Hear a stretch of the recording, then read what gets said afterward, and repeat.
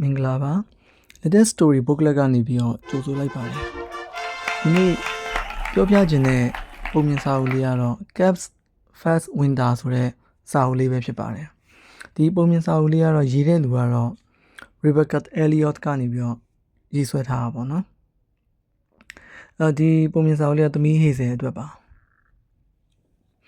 ပုံမြင်တွေကိုပြောတဲ့အခါမှာပုံမြင်တွေကအမြဲတမ်းသင်ခန်းစာပေးဖို့လားမဟုတ်ပုံမြင်ဆိုတာကလေးတွေရဲ့စိတ်ထဲမှာလုံခြုံမှုတစ်ခုရဖို့လည်းဖြစ်နိုင်တယ်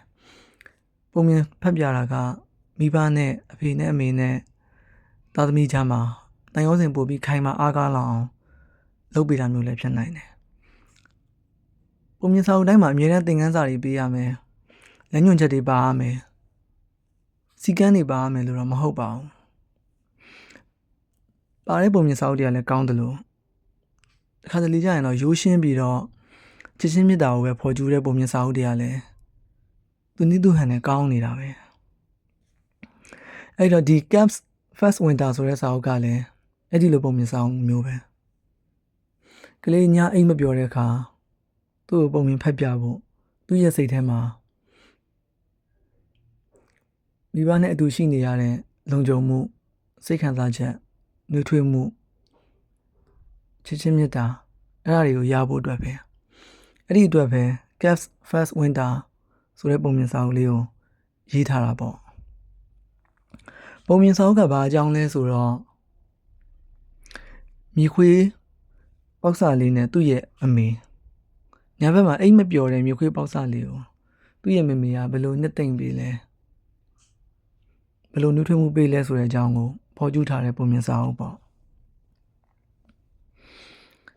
ပုံမြင်စာအုပ်လေးကိုဖတ်ကြည့်လိုက်အောင် Caps First Winter မြေခွေးပေါက်လေးရဲ့ပထမဆုံးဆောင်းရာသီ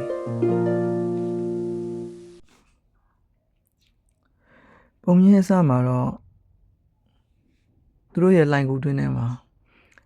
မြေခွေးမေမေနဲ့မြေခွေးပေါက်စာလေးနဲ့ရှိတယ်မြေခွေးပေါက်လေးကသူ့ရဲ့မေမေကိုပြောတယ်သူအိမ်မပြောဘူးတဲ့အကြတော့မြေခွေးမေမေကနေပြီးတော့မှပြန်ပြောတယ်ဟုတ်ပြီဒီနေ့ကစောင်းရသေးရဲ့ပထမဆုံးနေ့ပဲအိမ်မပြောဘူးဆိုရင်လေတောထဲကိုမိခင်လမ်းလျှောက်ထွက်ရအောင်ဆိုပြီးတော့ခေါ်သွားတယ်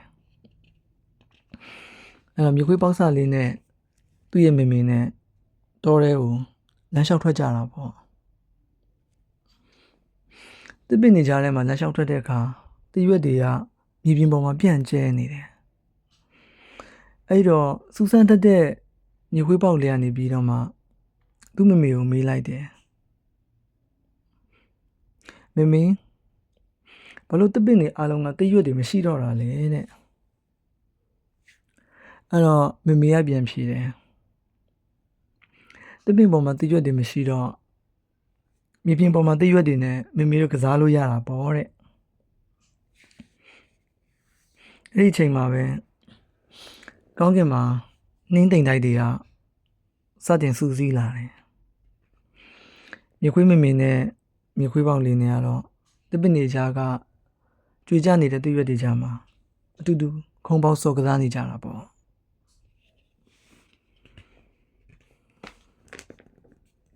နောက်တော့သူတို့ဆက်ပြီးသွားကြရင်သူတို့ရဲ့အိမ်ကြီးချင်းတော်တွေအိတ်တာကိုတွေ့ကြတယ်တွေ့တော့မြေခွေးပေါက်လေးကနေပြီးတော့မှသူ့ရဲ့မမေကိုမေးတယ်မမေဘာလို့သားတို့ရဲ့တငယ်ချင်းတွေကအမြဲတမ်းအိပ်ပျော်နေရလဲတဲ့သူ့မမေကပြန်ပြောတယ်အဲ့ကြတော့မမေတို့ကသူတို့ရဲ့ဟောက်တန်တွေကိုနားထောင်ပြီးတော့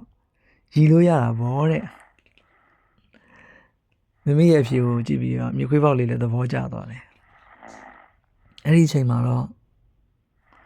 ကောင်းကင်ဘောကပထမဆုံးနှင်းပွင့်ကမြေပြင်ပေါ်ကိုစတင်ပြီးတော့ကျဆင်းလာပြီမြေခွေးမေမေနဲ့မြေခွေးပေါက်လေးဟာတစ်ပင်နေပေါ်ကိုလည်းတက်ပြီးတော့ကစားကြတယ်သူတို့က Red Fox လို့ခေါ်တဲ့မြေခွေးနီမျိုးစားရင်မလားအဲ့တော့ အမြင့်တွေလည်းတော်တော်ခုံနိုင်တယ်တစ်ပင်တွေလည်းကောင်းကောင်းတက်နိုင်ကြတယ်မြေခွေးမေမေနဲ့မြေခွေးပေါက်လေးနဲ့တစ်ပင်မတက်စော်ရင်းနဲ့အဝေးကိုငေးကြည့်တော့ကောင်းကင်ပေါ်မှာငှက်တွေပြန်တန်းသွားတာကိုတွေ့လိုက်ရတယ်အဲ့ဒီတော့မြေခွေးပေါက်လေးကနေပြီးတော့မေးလိုက်ပြန်တယ်ငှက်တွေကဘယ်ကိုအားလိုက်ရဲ့ခီးရှည်ထွက်သွားတာလဲမေမေတဲ့မြေခွေးမေမေကပြန်ဖြေတယ်အဲ့ဒီတော့ငှက်ကလေးတွေပြန်တန်းသွားရာကနေပြန်ရောက်လာတဲ့အခါသူတို့ရဲ့ခီးစဉ်တွေကြောင်းအတွေ့အကြုံတွေကိုပြန်ပြောင်းပြောပြလို့ရတာပေါ့တဲ့အဲ့ဒီချိန်မှာပဲနင်းနေရတော့မြေပြင်ပေါ်တဖြည်းဖြည်းကျဆင်းလာနေခဲ့ပြီမြေခွေးမေမေနဲ့မြေခွေးပေါက်လေးဟာစော်ရင်ကစားရင်းနဲ့ပဲမျက်ပင်ရှည်တွေကြားထဲကိုရောက်သွားတယ်ကွင်းမြင်ထဲမှာလေတွေကလည်းတဟူးဟူးနဲ့တိုက်နေတယ်အဲ့တော့အငြိမ်မနေတတ်တဲ့မြေခွေးပေါက်လေးကပဲမေးလိုက်ပြန်တယ်ဘာလို့လေတွေတအားတိုက်နေရတာလဲမေမေတဲ့အဲ့ကြတော့မြေခွေးမေမေကမြေခွေးပေါက်လေးနဲ့တူတူမျက်ပင်ရှည်တွေကြားမှာစော်ကစားရင်းနဲ့ပဲပြန်ဖြေတယ်အဲ့ဒီတော့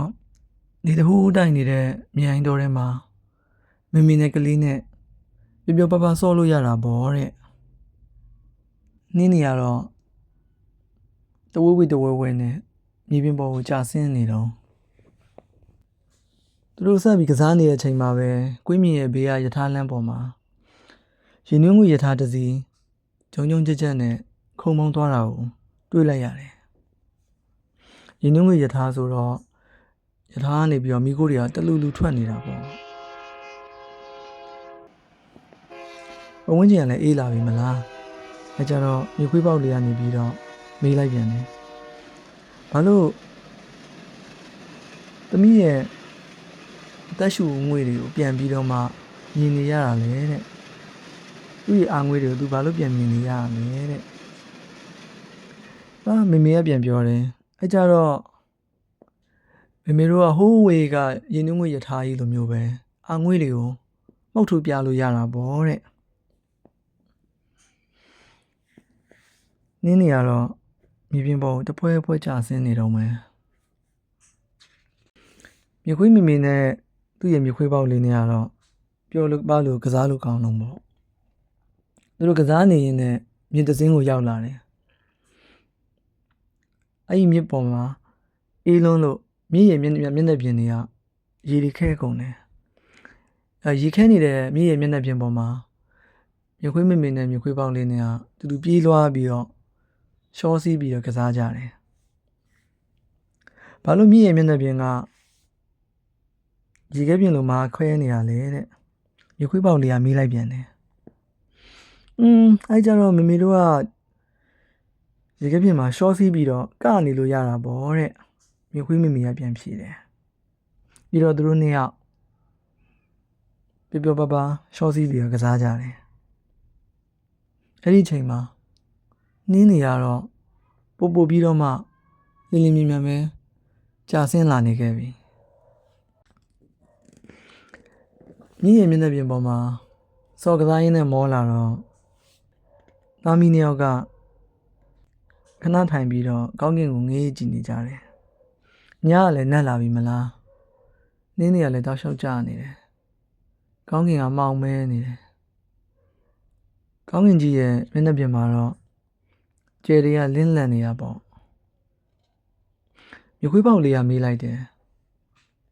မင်းနေမင်းကြီးကဘာလို့စောစောပြောက်ွယ်သွားရလဲတဲ့ဘာလို့နေစောစောဝင်သွားရလဲအဲ့ကြတော့မေမေတို့ကကျဲလေးကိုပိုးကြကြငေးလို့ရတာပေါ့လို့မြေခွေးမေမေကပြန်ဖြေလိုက်တယ်နင်းနေက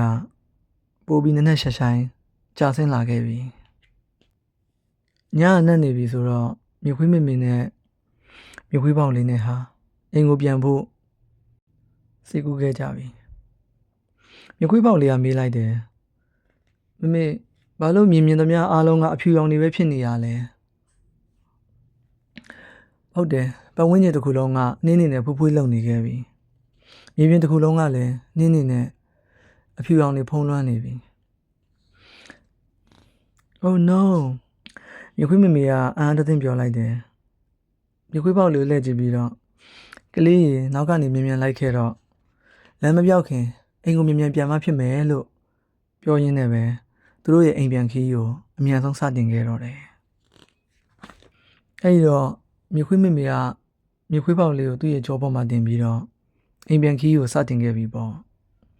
သူတို့အိမ်ကိုပြန်လာရလမ်းမှာအဖြူရောင်တောအုပ်အဖြူရောင်မြင့်အဖြူရောင်ကြောက်ဆောင်နေဂျာမှာတက်လိုက်ဆင်းလိုက်နဲ့ပြန်လာခဲ့ရတယ်ပြီးတော့အဖြူရောင်စီးနှင်းတွေဖုံးလွှမ်းနေတဲ့တစ်ပင်တွေအားလုံးကိုကြော်ဖြတ်ပြီးတော့မှပဲအိမ်ကိုပြန်လာခဲ့ရတယ်နောက်ဆုံးမှာတော့အိမ်ပြန်ရလမ်းကိုတွေးခဲ့ပြီအိမ်ကိုရောက်ခဲ့ပြီပေါ့အဲဒီတော့မြခွေးမမေနဲ့မြခွေးပေါက်လေးတို့ရဲ့အိမ်ဟာနှွေးထွေးပြီးစိန်ကြတဲ့လိုင်ကူတစ်ခုပေါ့လိုင်ကူထဲကိုရောက်တော့မြခွေးပေါက်လေးဟာချမ်းလွန်းလို့သူ့မမေရဲ့ရင်ခွင်ကြားထဲမှာတိုးဝိတ်ပြီးနေတယ်မြခွေးပေါက်လေးဟာချမ်းနေတဲ့ကြားကပဲမေးလိုက်ပြန်တယ်ဘာလို့အရန်ချမ်းနေရလဲမေမေအဲကြတော့မေမေတို့ဟာတယောက်နဲ့တယောက်နင်းနင်းထွထွဖြစ်အောင်တင်းတင်းကြပ်ကြပ်ဖတ်ထားလို့ရတာပေါ့လို့မမေကတူတူလေးပြန်ပြောလိုက်တယ်ပြီးတော့ပြုံးပြတယ်ဒီလိုနဲ့ပဲအပြင်မှာစော့ကစားခဲ့တဲ့မြခွေးပေါက်လေးဟာမမေရဲ့ရင်ခွင်ထဲမှာစိန်ကြပ်ကြပ်ဖြစ်လာခဲ့ပြီအဲဒီတော့သူကအိတ်ချင်လာခဲ့ပြီပေါ့တန်းဝင်ရင်းနဲ့ပဲမြခွေးပေါက်လေးကအိတ်မပြောခင်နောက်ဆုံးမိကုန်းတစ်ခုကိုမေးလိုက်တယ်ဘာလို့အရန်ပင်ပန်းနေရလဲတဲ့အဲဒီတော့မြခွေးမမေကမြခွေးပေါက်လေးကိုနှွေးထွေးစွာဖတ်ထားရင်ပြန်ဖြေတယ်ဘာလို့လဲဆိုတော့ကလေးရဲ့အိတ်ချိန်ရောက်ပြီလေတဲ့ Night night little cap ကောင်းတော့ညပါကလေးရေလို့ပြန်ပြောလိုက်တယ်မမေရဲ့စကားဆုံးမှာတော့မြခွေးပေါက်လေးဟာနင်းနင်းချိုက်ချိုက်နဲ့ပဲအိပ်ပျော်သွားခဲ့ပြီပေါ့လိုင်ကူရဲ့အပြင်ဘက်မှာတော့ကောင်းကင်ကြီးကမဲမောင်နေတယ်ကျယ်တွေကတော့တလက်လက်တောက်ပနေတယ်လေတွေကလည်းတဝဝတိုက်လို့နင်းနေရတော့မြေပြင်ပေါ်ကိုအဆက်မပြတ်ကြာဆင်းနေတော့မှာပဲဒါဟာမြခွေးပေါက်လေးရဲ့ပထမဆုံးစောင်းရသည်ပေါ့ Good night